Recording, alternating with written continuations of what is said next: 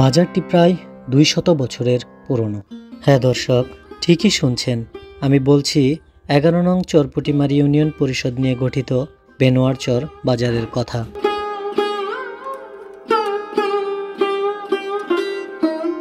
তৎকালীন পাকিস্তান আমল থেকেই বেশ জমজমাটভাবেই চলছিল বেনোয়ারচর বাজারটি। যুগের বিবর্তনে আশেপাশে বাজারের সংখ্যা বেড়ে যাওয়ায় একসময়ের জমজমাট বাজারটি ধীরে ধীরে হয়ে ওঠেন ক্রেতাহীন।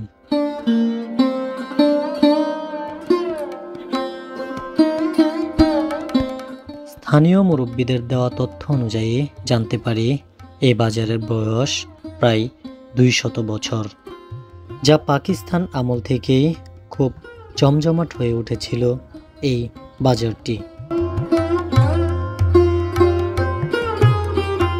বাজারটি মূলত একটি প্রাইমারি স্কুল, ইউনিয়ন পরিষদ, ভূমি অফিস এবং একটি মসজিদ নিয়ে গঠিত।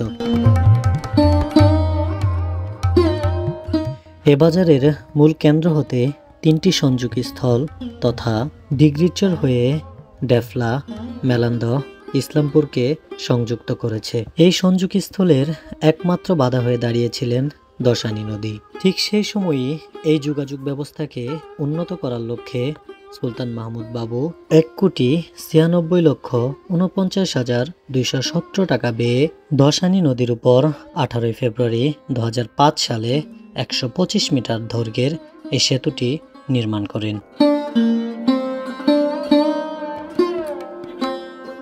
অপরদিকে ঝগড়ারচর হয়ে বকশীগঞ্জ, শ্রীবর্দী, কামালপুরকে সংযুক্ত করেছে।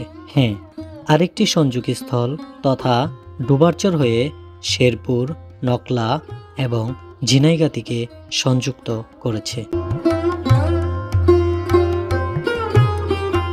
আজকের ভিডিওতে দেখালাম ২০০ বছরের পুরনো সেই বেনোয়ারচর বাজারটি, যা সময়ের সাথে সাথে তার পরিচিতি হারিয়েছে।